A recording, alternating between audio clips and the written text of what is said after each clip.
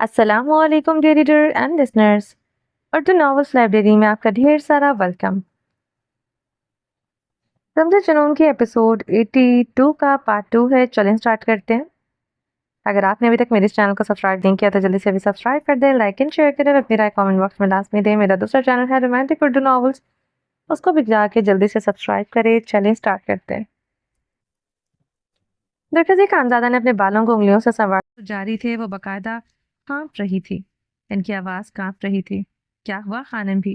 درخزی خانزادہ پریشان ہوتے انہیں اپنے ساتھ لگا گیا تھا۔ نیکسی میں آگ لگ گیا ہے درخزی، ملالہ اور زرلشتہ اندر ہے۔ کیا کہہ رہی ہیں؟ کیسے ہوا یہ سب؟ درخزی خانزادہ نے تحیر زدہ ہوتے پوچھا تھا۔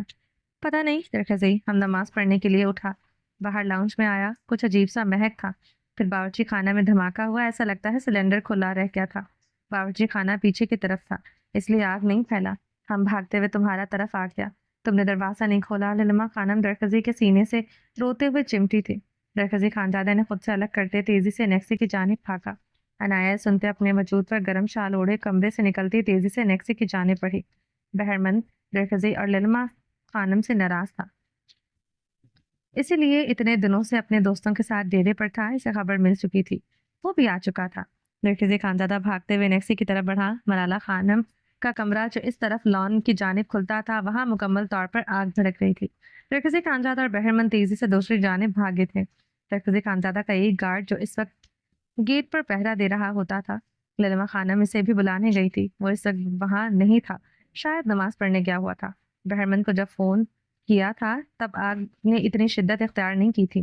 درخزی خانزادہ نے آدھے گھنٹے بعد دروازہ کھولا۔ للما خانم تقریباً آدھے گھنٹے تک درخزی کا دروازہ کھٹکھٹاتی رہیں اور اسے فون کرتی رہیں، تب اس نے کسی پکار پر تب کان نہ دھرے تھے۔ بہرمند نیکسی میں مین انٹرنس ڈور سے اندر داخل ہوا، زرلشتہ دروازے کے پاس ہی بے ہوش پڑی تھی۔ بہرمند سے اپنی گود میں اٹھائے حویلی کی جانب تیزی سے بڑھ گیا۔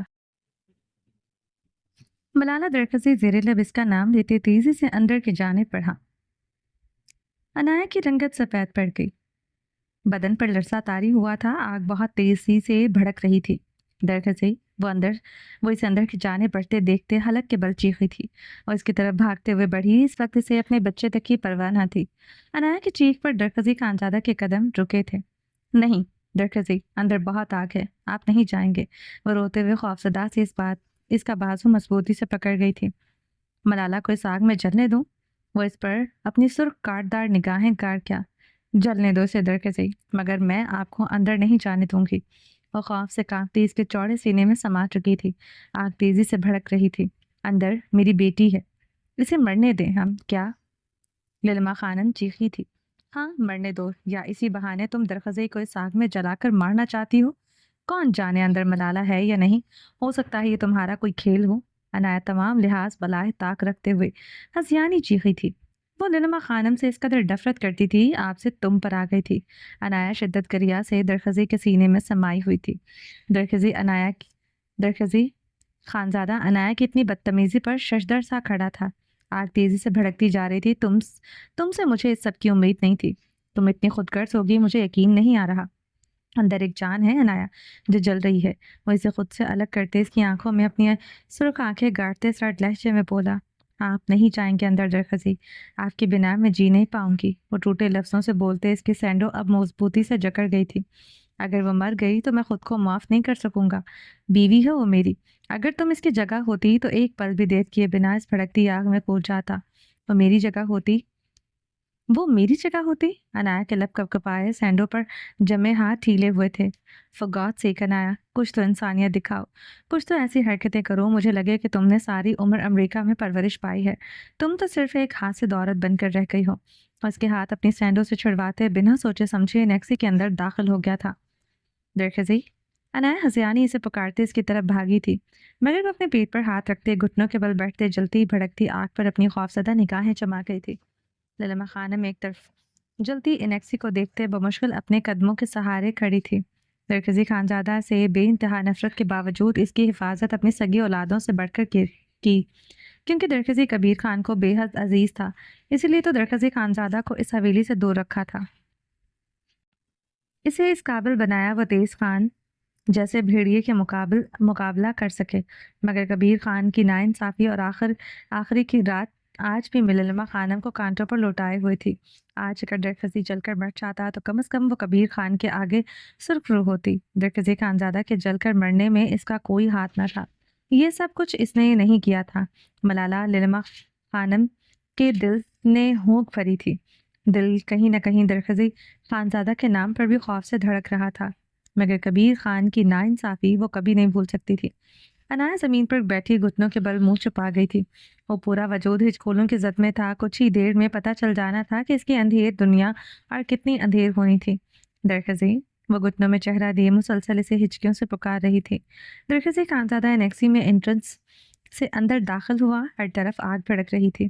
داخلی دروازے کی طرف آگ ابھی نہیں پھیلی تھی۔ کچھ کمرے آگ کی لپیٹ میں تھے۔ لاؤنج میں بھی آگ کی لپیٹ میں نہیں آیا تھا۔ کچن کے ساتھ کمرے تباہی کا منظر پیش کر رہے تھے۔ ملالہ خان کمرہ کچن سے ذرا ہٹ کر تھا۔ پھر ملالہ کے کمرے کا جو دروازہ باہر کھلتا تھا وہاں آگ کیوں بھڑک رہی تھی؟ وہ حیران ہوا، کیونکہ اندر کی طرف ابھی ملالہ کا کمرہ سیف تھا۔ درخزی خانزادہ تحیر زدہ ہوتے بھاگتے ہوئے ملالہ کے کمرے کی طرف بڑھا۔ دروازہ کھول کر اندر داخل ہوا۔ وہ کمرے کے وسط میں ٹھنڈے فرش پر الٹی لیٹی تھی۔ سیاہ فراق میں ملبوس سنہری بال کمر پر آبشار کی مانند بکھرے تھے۔ کمرے کا آتش دان بھی چل رہا تھا۔ کمرے میں ابھی مکمل آگ نہیں بھڑکی تھی۔ لان کی طرف کھلتے دروازے پر آگ کی لپٹیں تھیں جو آہستہ آہستہ باقی کمرے کو اپنی لپیٹ میں لے رہی تھی۔ ملالہ، درخزی خانزادہ چیختے ہوئے اس کی طرف بڑھتے اسے شانوں سے جکڑے سیدھا کر گیا۔ وہ سیدھے ہوتے اسے دیکھتے بھیگی آنکھوں سے مسکرائی تھی۔ آگے خان تم؟ وہ درخزی خانزادہ کو دیکھتے ہچکی لے گئی تھی۔ اس کی سبز آنکھوں سے آنسو بہتے اس کے عارض کو بھگو رہے تھے۔ ملالہ، تم ٹھیک ہو؟ درخزی خانزادہ نے اسے شانوں سے جکڑے پوچھا۔ مجھے کیا ہونا ہے خان؟ میرا کون ہے یہاں جو میرے مرنے کے بعد میری قبر پر آنسو بہاتا؟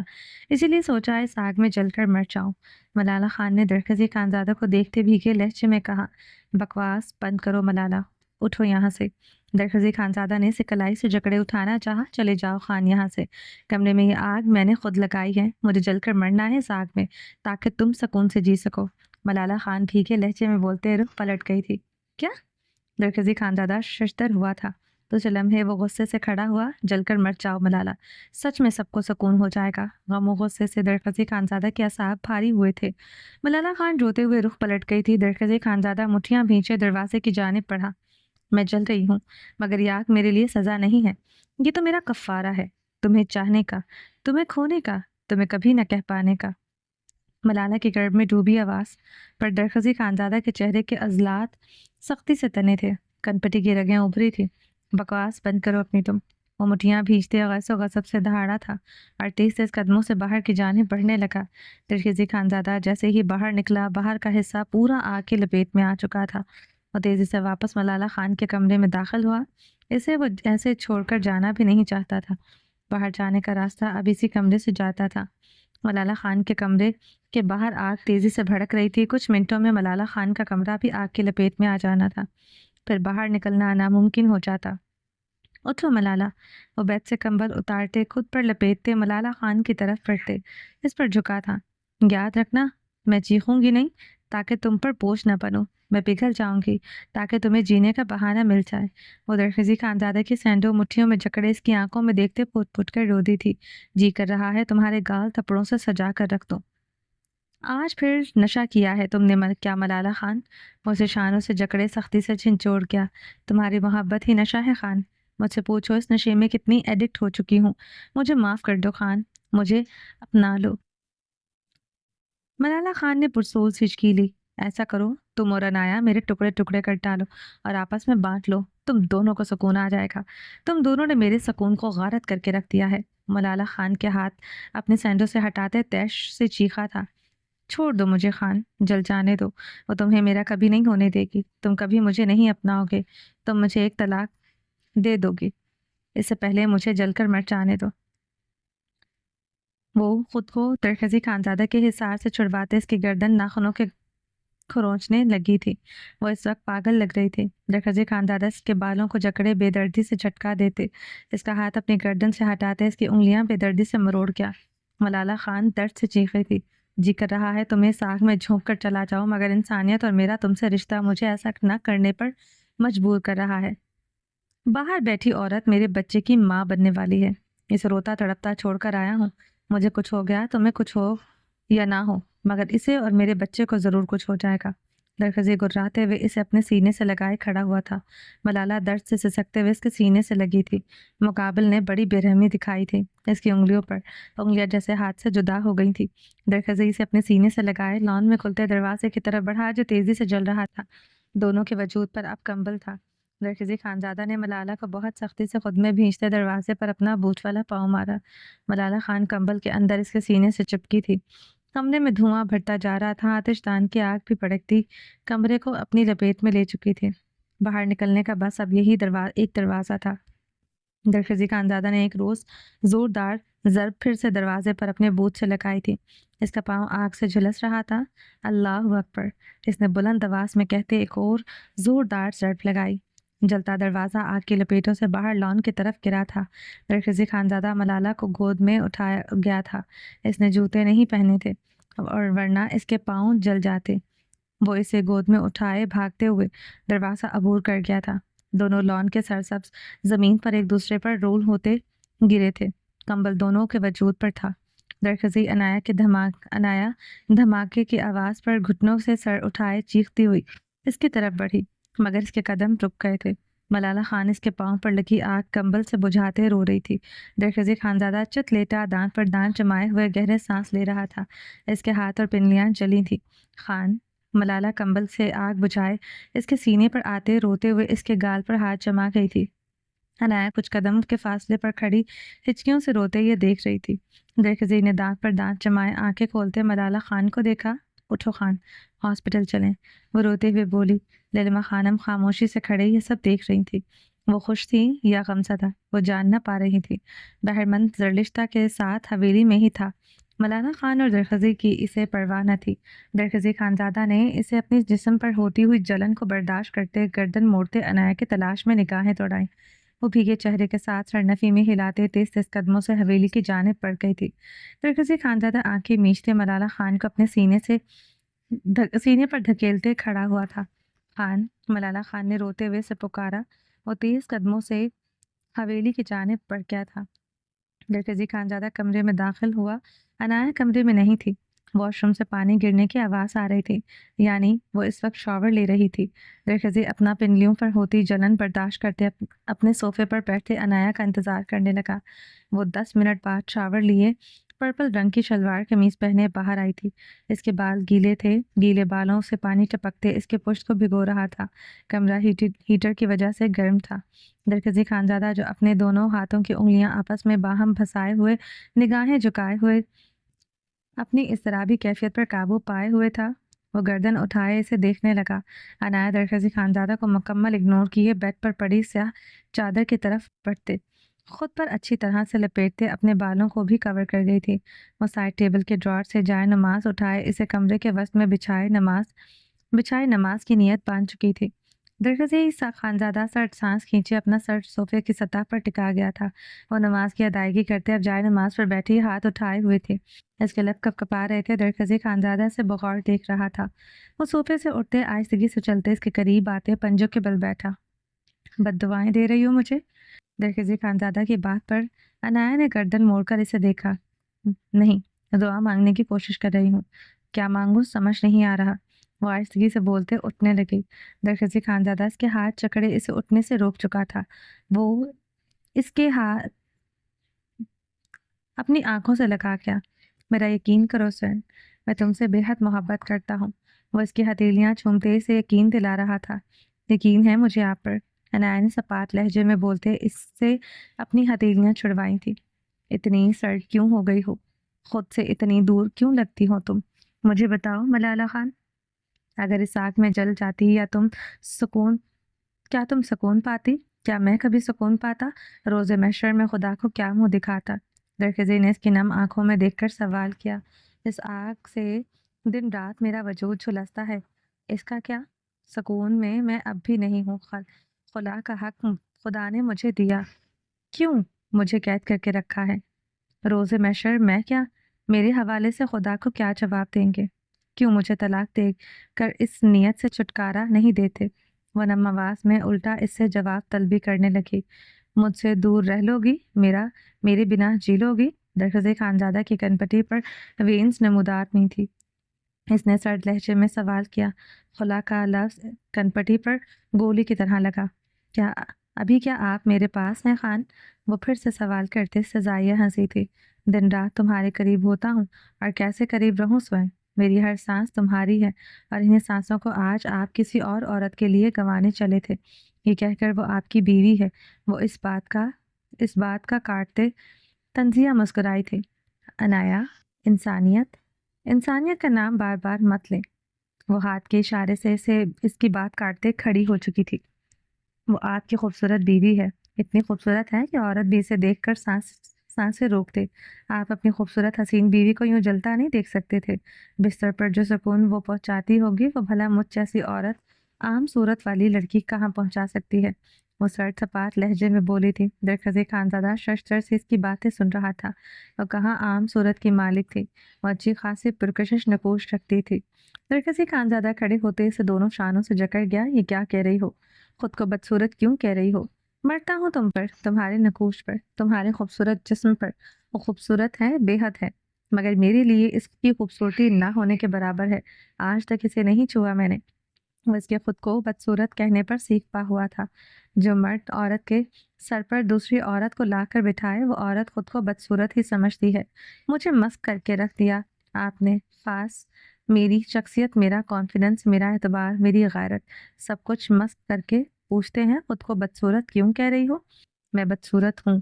انایا نے درخزی خانزادہ کی آنکھوں میں آنکھیں گاڑے ایک ایک لفظ پر زور دیا تھا۔ سمجھتی رہو خود کو بدصورت، تم بدصورت ہو یا نہ ہو، مگر تمہارا رویہ ایک بیوی کے طور پر بے حد بدصورت ہے۔ درخزی خانزادہ نے غصے سے تیش سے کہا۔ دماغ کی پھڑکتی رگیں اسے تاؤ دلا چکی تھی۔ کیا کہا تھا مجھے؟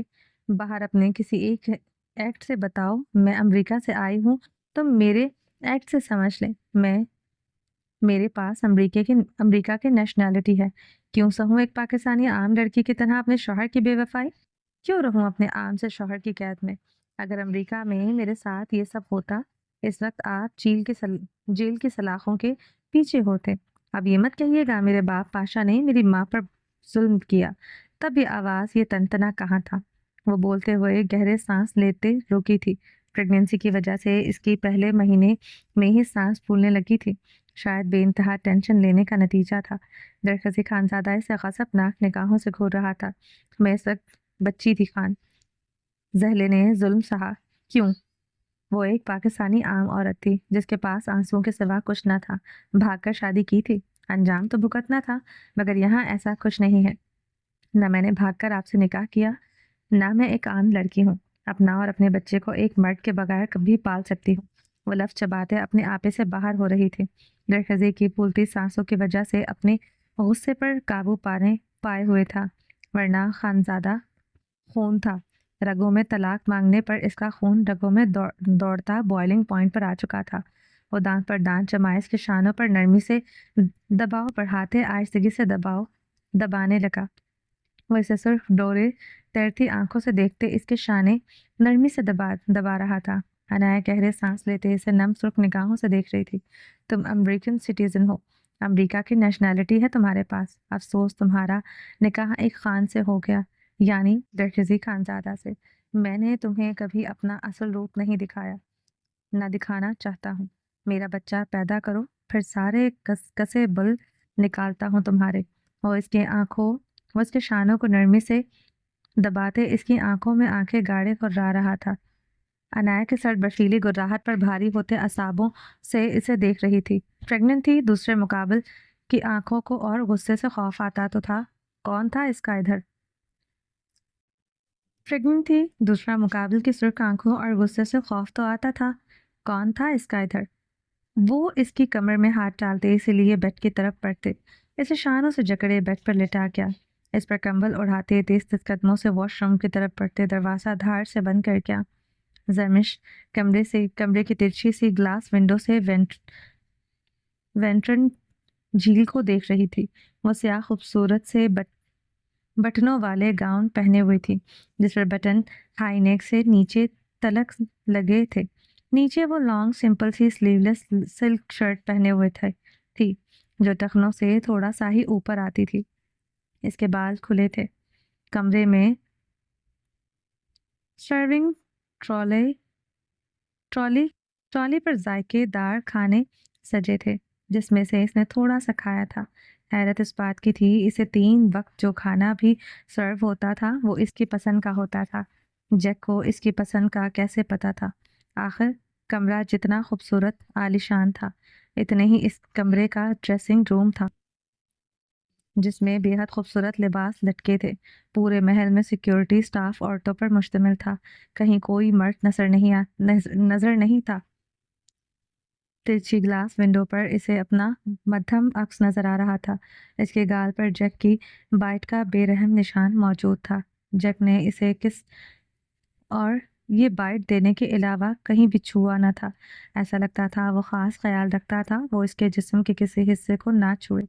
जर्मिश ग्लास विंडो से वेंटर जेल की शफाफियत को नम निगाहों से देख रही थी। वह इस वक्त आर्यन खानजादा को सोचना चाहती थी, मगर जैक इसकी सोचों में चला आता था। ब्लथरिस बीस के फ़ोन काटने पर वो रात से अंगारों पर लौट रही थी। वो किसकी कैद में है? कोई दूसरा मर्द इसे छूता है, इसे क्या ही फर्क ना पड़ क्या इसे फ़र्क ही ना पड़ता था? आखिर ये कैसे मुमकिन था? वो वहशी दरिंदा जिसने जेके के जिस्म को बेरहमी से चाकुओं से जख्म दिए, जो इससे बेइंतहा मोहब्बत का दावेदार था, वो कैसे इसे किसी मर्द के पास छोड़ सकता है? एकदम जर्मिश के जहन में झमाका हुआ था। कहीं वो कॉल जैक को तो नहीं रिसीव हुई, जो इसने आर्यन को मिलाई थी। जब महल का एक एक चप्पा जैक के एक हुक्म का पाबंद हुआ, तो कैसे इसके महल से फ़ोन आया? आर्यन को जा सकता था, यानी फ़ोन पर सांसों की आवाज़ जैक की थी। जर्मिश ये सोचते शिद्दत से रोती थी, वरना ब्लथरस बीस तो जैक को चूंटी की तरह मसल कर रख सकता था। इस वहशी दरिंदे से ज़्यादा कोई भी इस रोए ज़मीन पर ख़तरनाक नहीं हो सकता था। जर्मिश ने गुस्से से फिर से जैक का दिया हुआ निशान हथेली से मिटाने की कोशिश की। इसी असना में एला कमरे में दाखिल हुई। एला छोटे से सुर्ख गाउन में मलबूस थी, जो घुटनों तक आता था। जर्मिश ने पलटते हुए इसे देखा। वो बेहद कम और बेपनाह खूबसूरत थी। प्योर मगरबी हुस्न की मलकियत, गहरी नीली आंखें, सुर्ख हल्के कर्ल ज़दा बाल, सुर्ख होंठ जो पता नहीं सुर्खी से रंगे थे या इसका कुदरती रंग यही था। जर्मिश इसे गहरी निगाहों से देख रही थी। इतनी खूबसूरत लड़की के होते हुए जैक को इसकी क्या ज़रूरत थी? आखिर इसे क्यों यहाँ रखा था? इसके जिस्म के साथ खेला भी नहीं था। जैक इसे चाहता है क्या? जर्मिश का दिल जोरों से धड़का था। एला मुस्कुराते हुए जर्मिश की तरफ बढ़ी। वो जर्मिश के गाल पर जैक का दिया निशान हसद से देखने लगी। गाल नीला हुआ था, जिस पर कल रात खून की बूंदें तक चमक रही थी। जैक के दांतों की नीली घड़ी हुई थी। अब सिर्फ नीला था। इसे जर्मिश के गाल पर यह निशान बेहद जच रहा था। वो पहले से ज़्यादा पुरकशिश लग रही थी। जैक को इस लड़की के गालों का ऑब्सेशन था। इसने जैक को अपने साथियों से कई बार कहते सुना था, I don't notice women, just the ones with cheeks soft enough to bruise. मैं औरतों पर नहीं मरता, बस इन पर जिनके गाल इतने नरम हों कि निशान रह जाए। यानी वो सामने खड़ी लड़की के गालों का दीवाना था। क्या कह ढाया था एला ने? एला की हसद भरी निगाहें इस दरमिश का तवाफ कर रही थी। एला, जैक मुझसे क्या चाहता है? तुमने तो कहा था वो मेरे पीछे नहीं आएगा। जरमिश ने एला से कहा, मैंने तुम्हारे इस खूबसूरत पिंजरे से निकलने में कल हर मुमकिन कोशिश की। तमाम सिक्योरिटी इस वक्त मेरे हाथों में थी। यहाँ के कोई सिग्नल इस वक्त चेक तक नहीं जा सकता था, मगर पता नहीं वो कैसे तुम तक पहुँच गया। एला ने गहरी सांस ली थी। अच्छा हुआ कल जैक मुझ तक पहुँच गया, वरना मैं आज पता नहीं कहाँ और किस हाल में होती। जरमिश ने झुरझुरी लेते हुए खौफ से कहा। वो एला की तरफ बढ़ते इसके दोनों हाथ थाम गई थी। एला, क्या तुम मुझे पाकिस्तान वापस नहीं पहुंचा सकती, या फिर किसी सेफ जगह पर जहां जैक मुझ तक ना पहुंच सके? जरमिश ने इल्तिजाइया लहजे में कहा। نہیں، ایلا نے سر نفی میں ہلایا۔ جیک تمہیں لے کر ضرورت سے زیادہ پوزیسو ہے۔ اب تو وہ جان چکا ہے میں نے تمہاری مدد کی۔ میں کچھ بھی ایسا کروں گی وہ مجھے جان سے نہیں مارے گا، بلکہ مجھے اس جہنم سے واپس بھیج دے گا جہاں سے وہ مجھے لایا ہے۔ مجھے مرنا گوارا ہے مگر اس جہنم میں جانا نہیں، ایلا نے سر نفی میں ہلاتے مضبوطی سے کہا۔ کون سا جہنم؟ زرمش نے تحیر سے سوال کیا۔ میں وکٹورو نکرفکٹ کی بیٹی ہوں۔ جیکی کے بعد اگر کسی کا نام انڈر ورلڈ میں گونجتا تھا تو وہ میرے ڈیڈ کا تھا، وہ جس پر اپنا سایہ ڈال دے وہ سڑک سے مٹ جاتا تھا، جس پر انگلی رکھ دے وہ شہر چھوڑ دیتا تھا، مگر پھر پتہ نہیں کہاں سے ایک سایہ ابھرنے لگا، خاموش، بے رحم اور ناقابل شناخت۔ میرے ڈیڈ کے اڈے ایک ایک کر کے جلنے لگے۔ وہ شپ جس پر سینکڑوں لڑکیاں اسمگل کی جا رہی تھیں پکڑی گئیں۔ فائلیں جو کبھی جے کے پاس تھیں اب لگتا ہے کسی اور کے ہاتھ لگ چکی تھیں۔ میرے ڈیڈ کے لوگ نے پیٹھ پھیر لی۔ پھر ایک دن میرے ڈیڈ کو وہ گولی ماری گئی جو صرف کوئی اندر کا آدمی مار سکتا تھا، اور میں، ایلا نے ہچکی لی، مجھے اس جہنم میں پھینک دیا گیا جہاں لڑکیوں کو انسان نہیں مال سمجھا جاتا ہے، ان سے غلط کام کروائے جاتے ہیں۔ میں نے انکار کیا، مار مار کر میری کھال ادھیڑ دی گئی، میرے ناخن اکھاڑ لیے گئے، میری زبان سے سچ نکالنے کی ہر ممکن کوشش کی گئی، مگر میں نے کچھ نہیں کہا۔ ایلا نے نیلی آنکھوں سے آنسو بہہ رہے تھے، اور پھر وہ آیا، یعنی جیک۔ اس نے مجھے وہاں سے نکالا، خاموشی سے، بنا کچھ کہے، کچھ نہیں بولا، مجھ سے کچھ نہیں پوچھا، اور نہ ہی کبھی میری طرف دیکھا۔ وہ جانتا تھا کہ میرے پاس سب کچھ ہے، میرے ڈیڈ کے اکاؤنٹس، اس کی فائلیں، ہر خفیہ مقام، ہر مردہ راز، میں نے سب جیک کو دے دیا۔ اس کی یہاں اصل پاور میرا ڈیڈ ہے اور میں ہے۔ پھر بھی وہ مجھے دیکھتا نہیں۔ میں یہاں نہ کوئی قیدی ہوں نہ کوئی عورت، جیسے میں صرف ایک استعمال شدہ راز ہوں، کوئی بھاری ڈالرز کا چیک ہوں جسے جیک ہر روز کیش کرواتا ہے۔ ایلا نے آواز درد میں ڈوبی تھی۔ اور پتہ ہے میں اس پر مرتی کیوں ہوں؟ کیونکہ جیک ہی وہ واحد شخص ہے جس نے میری چیخوں کو سنا، میری ہڈیوں کی کراہ کو سمجھا، مگر کبھی مجھے ترس سے نہیں دیکھا۔ جیک اس جہنم کا بادشاہ ہے جہاں میں جلتی رہی، اور جہنم میں رہنے والے کو اس کے کنگ سے محبت ہو گئی۔ ایلا کی زخمی سسکاریاں کمرے میں گونج رہی تھی۔ زرمش چاہ کر بھی اس پر رحم نہ کھا پائی۔ جس کا ڈیڈ اتنے گھناؤنے کاموں میں ملوث تھا، وہ ایسے اس لڑکی پر ترس کھا سکتی تھی؟ جو ایلا کے ساتھ ہوا وہ تو ہر معصوم لڑکی کے ساتھ ہوتا تھا جو ایلا کے ڈیڈ جیسے درندے اسمگل کرتے تھے۔ زرمش کو ٹرک میں موجود ان لڑکیوں کے چہرے پر بکھرا درد اور خوف وہ یاد آیا تھا۔ کیا جیک بھی ان لڑکیوں کا غلط استعمال کرے گا؟ یہ سوچ کر زرمش کی آنکھوں سے آنسو بہنے لگے۔ جیک مجھ سے کیا چاہتا ہے؟ زرمش نے بھیگے لہجے میں استفسار کیا۔ وہ تمہیں چاہتا ہے؟ ایلا کی بات پر زرمش کی زبان تالوں سے چپکی تھی، دل زوروں سے دھڑکنے لگا، کانوں میں بجنے لگا۔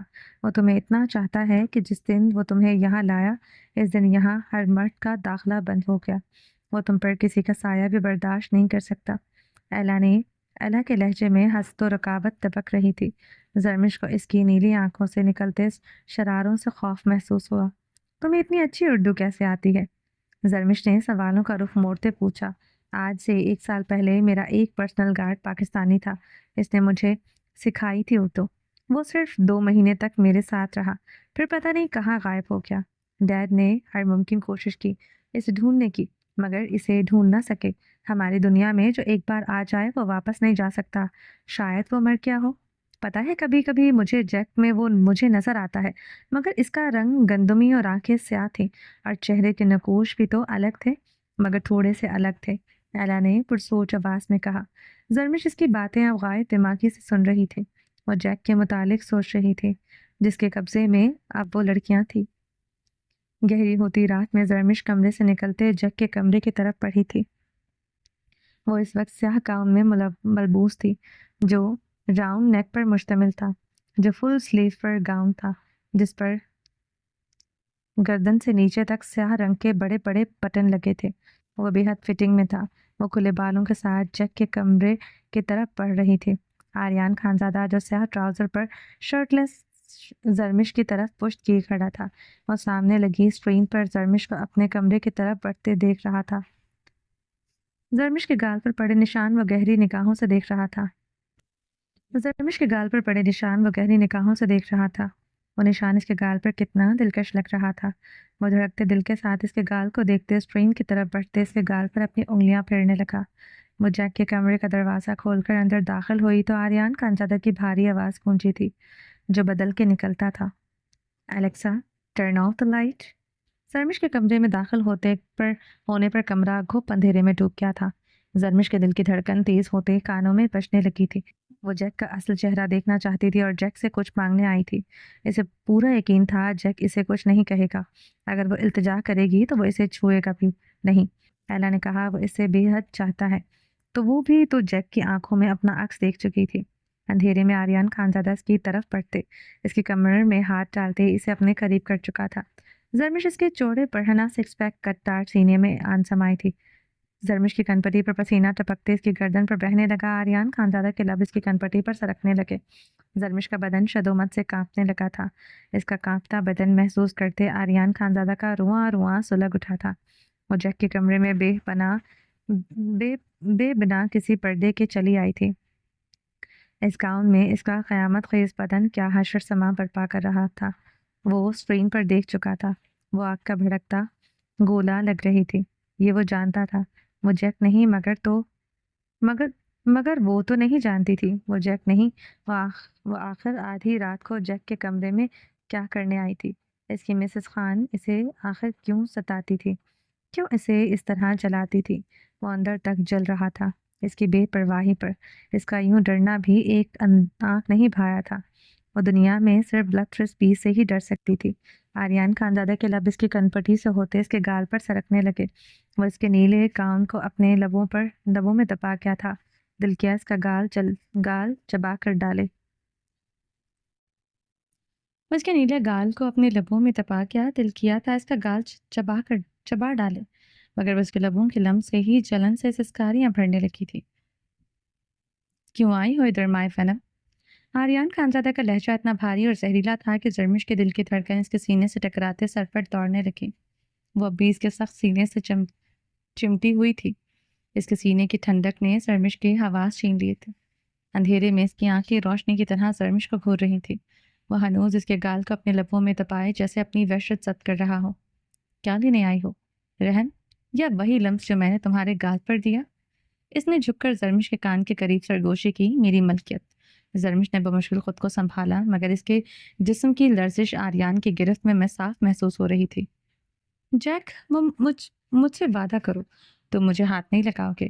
آریان خانزادہ مدھم سا ہنسا تھا۔ اس کی سانسیں زرمش کی گردن پر بکھرنے لگی۔ نیک گاؤن کے اوپری دو بٹن کھلے تھے۔ زرمش کی لرزاہٹ میں اضافہ ہوا۔ ٹچ! آریان کا لہجہ سرگوشی میں ڈھلتے بھاری گمبھیر ہوا۔ میں تمہیں ہاتھ نہیں لگاتا، میں تمہیں سوئٹ ہارٹ اون کرتا ہوں۔ زرمش کی سانسیں فریز ہوئی تھی۔ اس کے سینے میں دھڑکنیں رک رک کر چلنے لگیں۔ تمہارے گال پر وہ نشان، وہ ایک لمس نہیں تھا، وہ میری فتح مندی تھی۔ Don't leave hickeys, I leave warnings. میں نشان پیار کے نہیں، وارننگ کے لیے چھوڑتا ہوں۔ وہ مسکراتے ہوئے زرمش کے گال پر اپنے دہکتے لب رکھ گیا۔ زرمش کے جسم کی لرزاہٹ میں اضافہ ہوا۔ آریان خانزادہ فشار خون بلند ہوا تھا۔ کیا فرق تھا؟ ایسے ہی وہ اس کی پناہوں میں بھی کانپتی تھی جیسے آج اسے جیک سمجھ کر کانپ رہی تھی۔ آخر وہ کیوں اس کا منہ نہیں نوچ رہی تھی؟ اسے اتنا پاس کیوں آنے دے رہی تھی؟ No my phenom, I was watching every second, every look, every dress. Aryan نے زرمش کے گردن پر لب رکھتے ہوئے سانس خارج کی۔ اس کی نرم گرم گردن پر اپنے دانتوں سے صرف تھپا بنایا۔ وہ اس کے حصار میں کانپنے کے علاوہ کچھ نہیں کر رہی تھی۔ تم نے آدھی رات کو یہ گاؤن پہن کر کس کو جلانے کا سوچا تھا؟ مجھے؟ وہ شدید غصے اور جلن میں بھول رہا تھا۔ وہ جیک ہے، آریان نہیں۔ That's bold, that's my kind of woman. وہ بے حد نرمی سے اس کی گردن کو جگہ جگہ سے اپنے دانتوں سے دبا رہا تھا۔ غم و غصہ دل کر رہا تھا اس کے جسم کے نازک حصوں پر اتار دے۔ زرمش کی آنکھیں آنسوؤں سے بھر گئی، مگر لب اب بھی خاموش تھی۔ لک ایٹ می وینم، اس نے اس کی تھوڑی پکڑ کر اوپر کی۔ اندھیرے میں بس ان کی سانسیں ایک دوسرے کے نقوش پر بکھر رہی تھی۔ تمہارے اس گال پر اگر کوئی اور ہاتھ بھی رکھ دے تو میرے اندر کا درندہ دنیا کو جلا ڈالے گا۔ مجھے مار دو مگر ایسے نہ کہو۔ زرمش روتے ہوئے ہولی سے بولی، کیوں؟ آریان کے سانس سلگی تھی۔ میرے گالوں سے آبسیشن صرف اسے ہی ہو سکتی ہے، جیک، تم جیسے غلیظ انسان کو نہیں۔ وہ یکدم اس کے حصار میں چٹپٹاتے ہوئے خررائی۔ آریان خانزادہ کے لب مہم سا مسکرائے، جلتے تڑپتے سینوں کو راحت ملی۔ میں مارنا نہیں چاہتا، میں تمہیں توڑنا چاہتا ہوں اور پھر ٹکڑوں کو سنبھال کر تمہیں اپنی مرضی سے جوڑنا چاہتا ہوں۔ آریان نے زرمش کو دیوار سے لگایا۔ دونوں کے بیچ اب کوئی فاصلہ نہیں تھا۔ دھڑکنیں ایک دوسرے کے سینے میں بجنے لگی۔ تمہارے گال میری سب سے قیمتی کمزوری ہے، اور کمزوریاں یا تو چھپا لی جاتی ہیں یا مار دی جاتی ہیں۔ تم خوش نصیب ہو، میں نے تمہیں رکھ لیا ہے۔ وہ اسے دیوار سے لگائے اس کے گال کو چومنے لگا۔ زرمش مٹیاں بھینچی اس کے لمس کو برداشت کر رہی تھی۔ وہ اس کا وہی لمس، وہی خوشبو۔ وہ بہکنے لگی تھی۔ وہ آنکھیں میچ گئی تھی۔ یکدم وہ اپنے حواس میں آئی تھی، یہ تو جیک کا لمس تھا۔ وہ اس کے حصار میں چھٹپٹاتے ہوئے اسے خود سے دور کرنے لگی۔ اس کی کلائیاں پکڑے دیوار سے لگا گیا، اس کے قریب ہوا، اتنے قریب کہ اس کے سانسوں کی آمد و رفت سے زرمش کی سانسیں رکنے لگی۔ جانتی ہو وینم کا کیا مطلب ہوتا ہے؟ زرمش نے سسکاریاں بھرتے نفی میں سر ہلایا۔ وینم مطلب کسی زہریلے بچھو یا سانپ کا ڈنگ۔ تمہاری ڈیپ کس ایک زہر کی طرح ہے۔ وہ گمبھیر آواز میں بولتے اس کے لبوں کو اپنے لبوں میں دبا کیا تھا۔ زرمش اس کے لمس پر بن آب مچھلی کی طرح تڑپی تھی۔ وہ اسے اپنے قابو میں کیے اس کی سانسوں کی نمی پی رہا تھا، اس کی سانسوں کو جکڑے مدہوش ہو رہا تھا۔ وہ اس کی سانسوں کو دھوکنے کی مانند پھلاتے اس کے لبوں کو آزاد کر گیا۔ دونوں کی سانسیں بے ترتیب ہوئیں۔ بتاؤ کیا کرنے آئی ہو یہاں؟ وہ اس کے دوسرے گال پر بائٹ کرتے گرایا۔ ان لڑکیوں کو آزاد کر دو جو تمہاری قید میں ہے۔ زرمش نے ٹوٹے لفظوں سے فریاد کی۔ ٹرک میں بیٹھی ان لڑکیوں کے چہرے پر کیسا خوف تھا وہ بھول نہیں پا رہی تھی۔ آریان خانزادہ کے لب بھنج گئے تھے۔ وہ فی الوقت انہیں رہا نہیں کر سکتا تھا۔ وہ یہاں ایک مافیا انڈر ورلڈ کا ڈان تھا۔ تبھی اس کی دہشت تھی، ایک کمزوری، ایک راز کسی پر آشکار ہوتا، سب کچھ ہاتھوں سے نکل جاتا۔ کر دوں گا آزاد، خود کو مجھے سونپ دو۔ آج کی رات مجھے اپنے جسم کے ساتھ وہ کرنے دو جو میں کرنا چاہتا ہوں۔ تمہارا خوبصورت جسم ہر لباس سے قید میری باہوں میں ہوگا۔ میں ساری رات اپنی منمانیاں کروں گا، تم نو نہیں کہو گی۔ وہ اس کی گردن پر لپ رکھتے بھاری آواز میں بولا، مر جاؤں گی تمہیں نہیں سونپوں گی، میں صرف اس کی ہوں۔ زرمش بکھرتی سانسوں سے بولی، کس کی؟ آریان کی سانسیں بھاری ہوئیں، بلڈ تھرس بیس کی۔ زرمش کی سرگوشی ابھری۔ آریان خانزادہ کے لب مسکرائے، دل تیزی سے دھڑکنے لگا۔ وہ جھکتے ہوئے اس کی گردن کو عقیدت سے چومتے اس کا کالر نیک سے بٹن بند کرنے لگا۔ وہ لڑکیاں اپنی منزل تک پہنچ جائیں گی، انہیں ایک خراش نہیں آئے گی۔ وہ اس کے کان میں گہری سرگوشی کر گیا۔ زرمش بے یقین ہوئی تھی، تم جاؤ یہاں سے، ورنہ یہ سیاہ گاؤن زمین بوس ہونے میں پل نہیں رکھے گا۔ جو نشان تمہارے گال پر دیا تمہارے بدن کے ہر حصے پر دوں گا۔ وہ بکھرتی بھاری سانسوں سے سرگوشی کرتے اسے اپنے حصار سے آزاد کر گیا۔ زرمش بھاگتے ہوئے اس کے کمرے سے نکل گئی تھی۔ آریان خانزادہ اندھیرے کمرے میں بیڈ پر گرتے آنکھیں موند گیا۔ میں بلڈ تھرس بیس کی ہوں۔